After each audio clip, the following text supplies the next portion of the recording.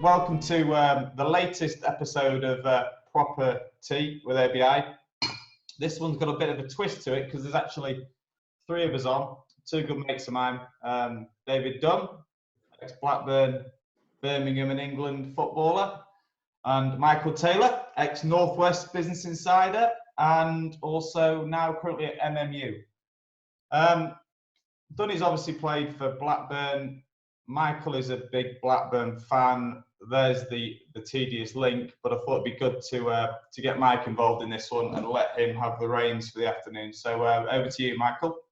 Lovely. Thanks very much for reacquainting us all together, Will. I think it's important during this lockdown that we have these sorts of conversations, that we all can, reflect on happier times, and not just sit in the garden and try and do our work in the toughest of circumstances. But do you know what? We're all healthy. We've not got a virus. We're not on respirators. We're working from home. There are far worse things that could have happened to any of us. But first of all, Dunny, welcome to the pod, whatever we call this. Great to Give be us an here. update. And for the benefit of everyone who's going to be watching this video when we punt it out, what are you up to these days? Well, I'm actually the first team coach at Blackpool as we speak, which again, you just mentioned about being in difficult circumstances. Obviously the football world at the minute, I know it's getting back in the top leagues, but, really difficult circumstances for the lower league teams. So hopefully the teams can get through this with the support of all the other organisations, hopefully get us through it, and we can start very soon. But it's very difficult at the minute to I think a lot of people mention football, but let's be honest, you mentioned it as well, that the main thing is everyone is safe, and of course everyone is suffering at some point at the minute, but as long as we can all get through it with as little damage as possible, then I think that's got to be everyone's main focus, Yeah, what was the situation with the perspective from Blackpool Football Club about restarting League One? And how do they think the season could conclude in any way that would be safe? Well, it's probably not for me to say, Michael, but I only hear little snippets. But I'm sure there'll be certain clubs that want to carry on, and there'll be others that are happy for it to just go to the points per game or whatever it is, But as in most businesses and walks of life, everyone has their agendas.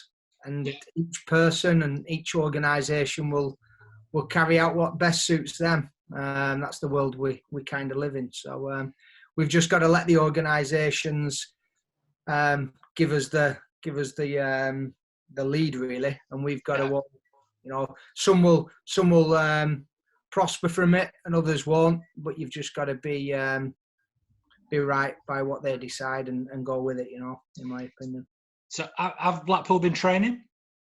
No, we're on lockdown. The lads have had their own programmes, but obviously the difficulty that we've probably found is, we don't actually have a start date, so it's very difficult to keep giving the lads programmes and fitness programmes to adhere to when we don't really know when we're going back. So they've been on a 2 or 3 week break until the league decides, the EFL, when we can go back. But who knows? Yeah. And what's your day look like? My day at the minute, it's, you know what? If there's one thing I've took from this is the amount of respect I have for teachers now. Because you've been homeschooling. Homeschooling with 3 kids at home is an absolute blooming nightmare. All different age groups, all different work. It's difficult, to say the least. How have you been getting on with that, Will? On the basis that James told me that, don't worry, Dad, I'm doing really well, then we got a call from his school to say that he's got 14 pieces of work that he's not submitted. Right. not great, really. I've left that to Nas, but she's had enough. And we're fortunate that next week we've got one child who's in year 1 and one who's in year 6. So despite them arguing, they're both getting sent back Monday. I'm on the opposite, so none of mine are. So I've got them for the next 5 weeks, is it? Until would you send them back if they were? Good question. I don't actually think I would actually persevere and not, because I just think, what's the point for 5-6 weeks and put them at risk if there is a risk, which there obviously is a certain risk. And it's not just the children. Once the lockdowns eased a little bit, you have grandparents and people that come round that, it's not so much the kids are at risk, it's sometimes other people, not even your own family, just around our village, and if they're on the bikes. And yeah, have you seen your granddad? I get to see him. I try and get over as much as I can, 2 or 3 times a week. But again, I kind of miss cuddling my family. Yeah, sounds right. It's very unnatural for us not to have that contact with our loved ones. For me and my granddad, it's been very much part of my life for all my life. To have him at a distance and not be able to get any closer. He's 80. He's 83 now. He told me you were a top player, didn't he? Yeah, do you think? He would tell everyone that, though. I have to tell him otherwise. So yeah, it's difficult, but we're good, and hopefully we can get through it, and it not be too long before we get back to some normality. Now, one of the things that kept a lot of us going is the fact that we've all got tellies, we've all got Netflix, we've all got memories as well. So there's been lots of replaying of the end of seasons. There's a couple in particular, 2000, 2002. I've looked back very fondly. The time when you got man of the match against Arsenal towards the end of the season, having scored, and we beat them 2-1 at Ewood. I think we've all got that to sustain us.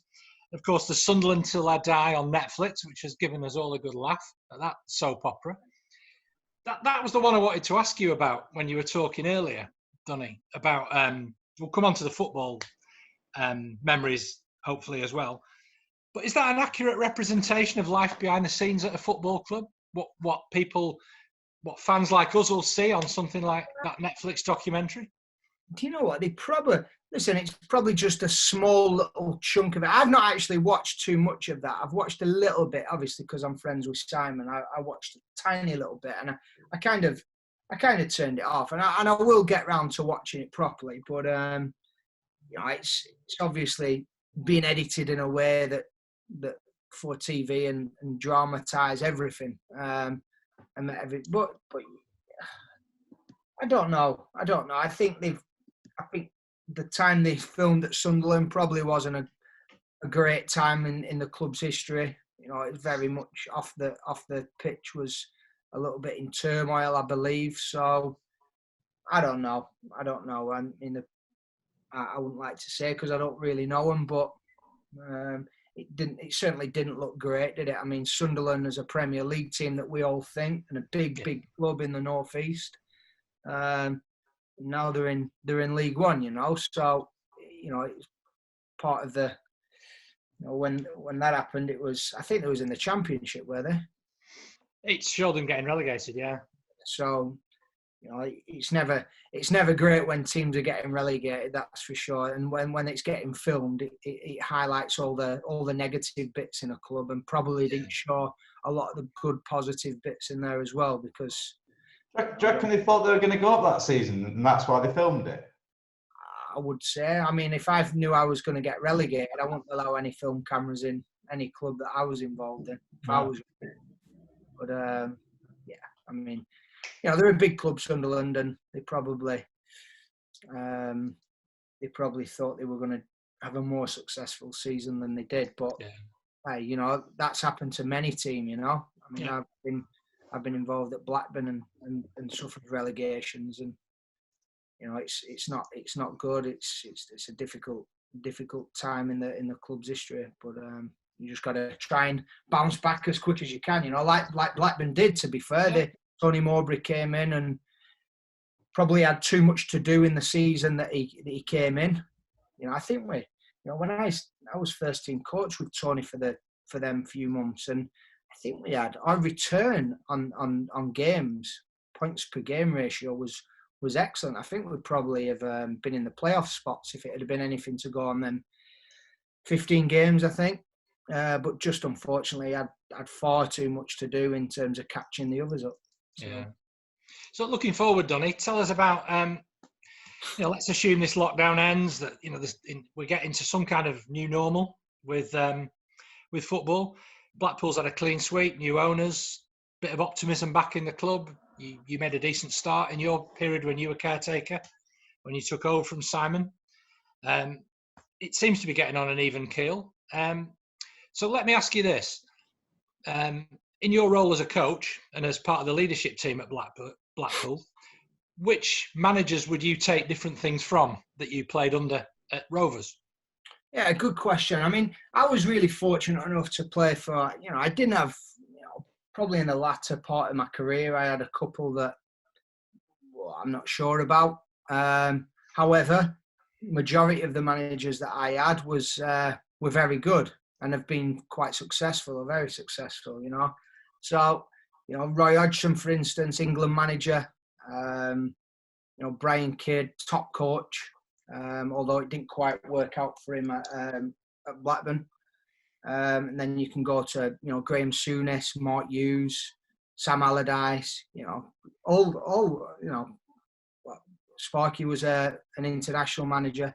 Big Sam, unfortunately, didn't get a chance to really kick on at international manager because of a silly incident that I thought was really unfair for him.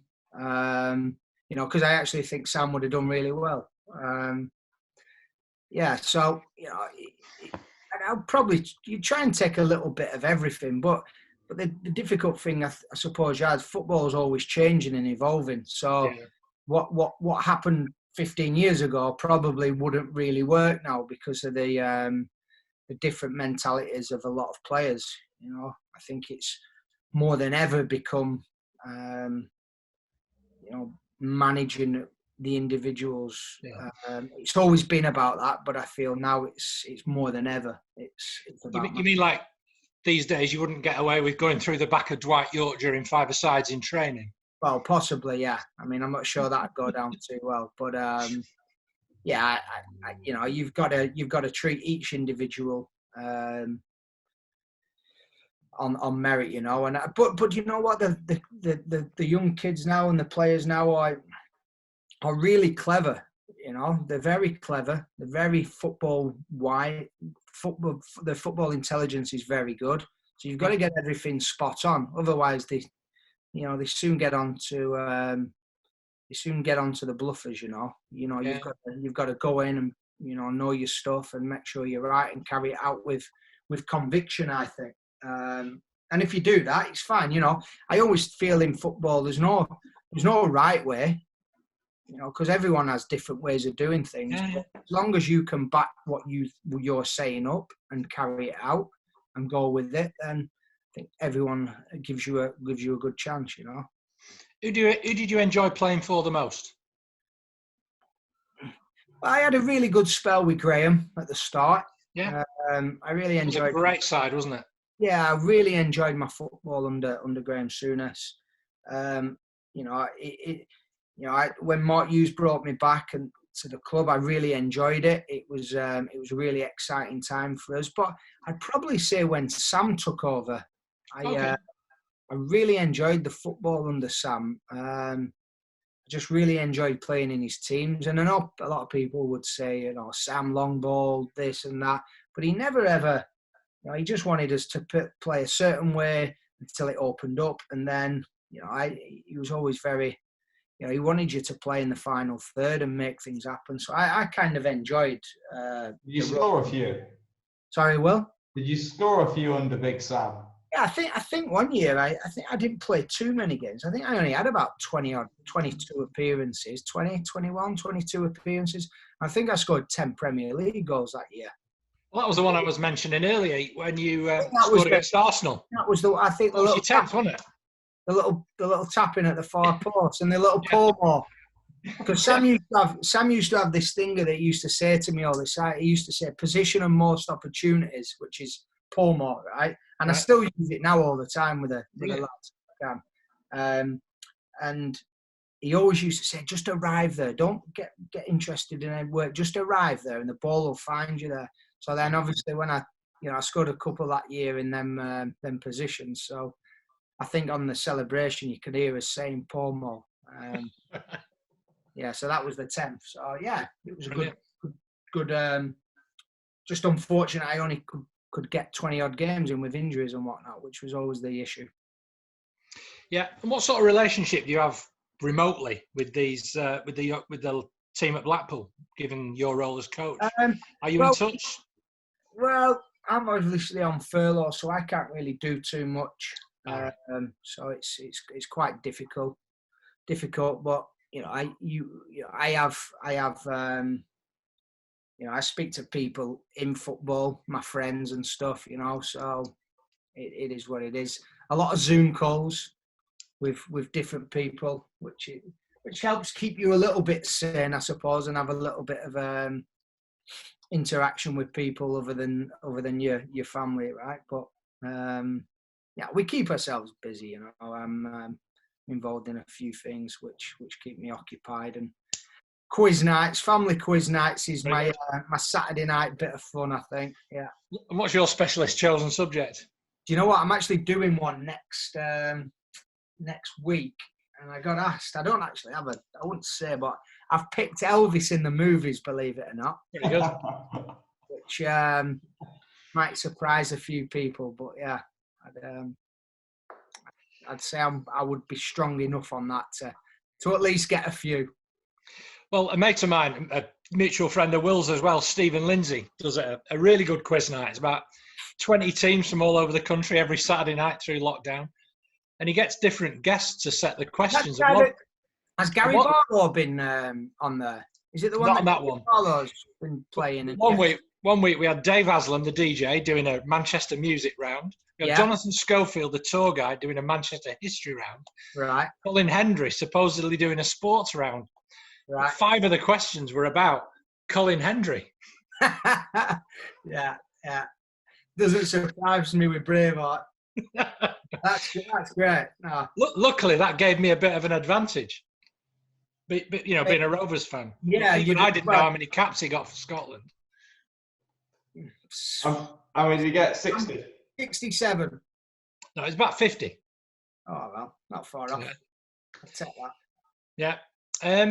So, Will, you've been running your business through this lockdown as well. I've seen a really nice video you've made about how you've gone about doing that. How have you kept in touch with other people, and what sort of lessons have you learned from people in different industries? Because you've got a great network of mates and contacts. Yeah, I felt like after 2 weeks, everything was property, everything was negative, everything was panic. And I have struggled to work like this. I find working from home so tiring, looking at the screen all day. Yeah. The frustrations of communicating and trying to get your messaging across to people online is difficult. So then I just started, I think I rang Dunny probably on a Saturday morning. And the more people I spoke to from outside the world of property, it could be in business, could be in sport, could be whatever, but I found it really, really useful. I remember Dunny just said, "Look at this," and he showed me a picture. Hey, poor. Showed me a picture of he showed me a picture of his garden with a massive tent in it, and he said, he'd been camping out with the kids, that sort of stuff. So then I mentioned it to our family, then we copy the idea, and all that sort of stuff just helps you get through. So little chats here and there. You've just got to make best of a bad situation, haven't you? Yeah. And just try and keep yourself occupied. One thing I'm worried about, I've never lost. My idea was to keep the team together. So I thought, whatever we do, we stay together. We're too small a business to furlough 8-10 people, and everyone was saying furlough. So we got together as a team. We had a chat. Everyone agreed to take a cut, a salary cut, and that's what we did. And we're already starting to get lucky again. So things are dropping in this week, and I'm convinced that's because of all the effort that we put in when everyone has sort of given up for 6-8 weeks. We kept going, and we had a call every morning, 8 o'clock. At the end of every day at 6 o'clock, people think are over the top, but we had objectives in the morning, and then you had to meet them. And it was, and do you know what? In some ways, I've enjoyed the challenge, and the team has been absolutely brilliant. It gives you focus though as well, eh, Will? Yeah. You bounce out of bed. You do bounce out of bed in the morning. Yeah, it gets you up in the morning and gets you going. Yeah, exactly. And when I hear the big boys in the competition are sort of shutting up shop, that's music to my ears. You know, it's not only getting ahead of them during lockdown, it's putting stuff in place which is going to make us be in a great position for the next couple of years. Well, there's going to be opportunities, aren't there? I mean, there's a lot of people who've been working from home who aren't going out and spending. We've not filled the car up for 3 months. That's the petrol I've saved, you know, the fuel in the cars have been, it's like such a saving. You just don't realise how much you spend on fuel every month, you know. No one's going on holiday. You know, there's all sorts of expenses that we're not making. So the economy's hopefully going to get some kind of lift when we come out of some kind of lockdown without any health problems. That I do seem to be opening bursting with ideas, hopefully. I am opening the door still to Amazon every 2 minutes though, so I don't know. Yeah, likewise. To be fair, I'm guilty of that as well. What have you been buying? I'll tell you what. Yeah, that was my question. What have you been buying, Donny? I'll tell you what I did, right? I got, and people could laugh at me here and say, oh, you can't do that. But I bought an electric road bike. I actually bought an electric road bike, and people would say, an electric, you're cheating. Honestly, it's the best thing I've bought. Do you go out on your own on it? Go out on my own. I'll go out, obviously, around the Ribble Valley. It's so nice to go. But you see things that you never see. And, you know, them big hills that you think, just not enjoyable, but suddenly become a little bit. Listen, you've still got a pedal. You've still got to work on. You have to put a shift in, do you? You still have to work, but it just takes that edge off it. And it's made my cycling so much more fun, I've got to say. And more rewarding now, that's for sure. I've got one for you, Dunny. Will you tell Michael that story about when you got to introduce Daniel Bedingfield on stage? What, Daniel Bedingfield? Donny, tell us about the time you introduced Daniel Bedingfield on stage. That was actually at Ewood. Right. That was actually at Ewood Park. Will likes this one. So I got asked in the party in the park at Ewood to introduce one of the artists. So obviously went down to Ewood with a few of my mates, had a few drinks. It was off season, so I was in the lounges and bouncing around with all the so-called stars and whatnot. And and then obviously I got called onto the stage. I had to have a little interview with Rick Vaughan, who was a Rock FM DJ at the time. And then I had to do I know his brother Ray. Yeah. Brian Potter. Yeah. Is that right? Phoenix Nights, isn't it, Ray Vaughan? Yeah, spot on. So I had to introduce Daniel Bedingfield. So on my way, so I introduced him. Everyone, I hope you all like Party in the Park. Next on stage is Daniel Bedingfield, so obviously a big cheer. And I thought, this will be quite good when I'm going off, just to give him a little high five. Like, so when I put my hand up to high five him, he just blanked me and walked past me. Needless to say, I never bought another song of his again. I remember that. So, I got through it though. Quality. Hey, listen, I've got a worse story. We had one of those insider awards, like the one you came to see us at Ewood a few years ago. But we did one in Liverpool, and the guest comedian after dinner was Jason Manford. It was before he was really famous. Yeah. And I chatted to him before, and he said, he seems nice. And I had to do the intro. So I get up on stage, and I give him the big build-up. And I said, ladies and gentlemen, St George's or Liverpool, please put your hands together for Jason Manford. And he was on the toilet. So I had to fill for 5 minutes to an audience of Scousers. No, that must be tough. I tell you what, I wish the ground had swallowed me up. But, you get through it. And he comes on the stage. He does really well, brings a guitar with him. And he couldn't have been nicer afterwards. He says, mate, I'm so sorry. Did he tell the crowd where he'd been? Oh, no, he didn't, no. Oh, right. I thought he'd done a runner. I've got a story. So we was on our way to Lapland with the kids a couple of years ago. So anyway, he's on our plane. Who, Daniel Bedingfield or? No, Jason Manford. Right. So halfway there, he says to the woman, do you mind if I sing a few songs? So he gets on the air steward's microphone and started singing all the kids' Christmas songs. But I had like front row seats, extra leg room, and he was there. Perfect. Oh, brilliant. Yeah. He's quite a nice bloke, to be fair. Yeah, he seemed a nice bloke. Well, I didn't make that mistake the next year when I think we had Frankie Boyle. I wasn't going to fill 5 minutes before Frankie Boyle. I made sure he was exactly where he said he'd be, at the side of the stage. And great. Anyway, Will, anything else we want to talk about? I've got a question for both of you. Go on. When lockdown is formally lifted totally, what's the first thing you're both going to do? Well, it's going to be eased, isn't it? So, I mean, I'm probably like Dunny. I want to go and visit my parents in Lancaster. I've not seen him. I've not seen him for 10 weeks or whatever. Give me family a cuddle. Yeah. Give me family members a cuddle. Well, whilst having a sip of beer in a bar. Yeah. Well, listen, I really appreciate you both coming on. It's been special, that one. Thank you very much. And no, you're very welcome, Will. When it's Rovers versus Stoke next game, we'll have to. If Dunny's not working, we'll have to make sure we get together again. Well, you'll be relegated and we'll be promoted, so it might be a few years. Will. We'll be all right. Are they going to be in the league? Since Michael O'Neill has taken over, we are 6th in the form. Yeah, okay. He's done a hell of a job, huh? Yeah, absolutely brilliant. We needed him. He's done great. All right, gents, enjoy your evening. Okay. Yeah, you too. Great to see you both. See you later, guys. Bye-bye.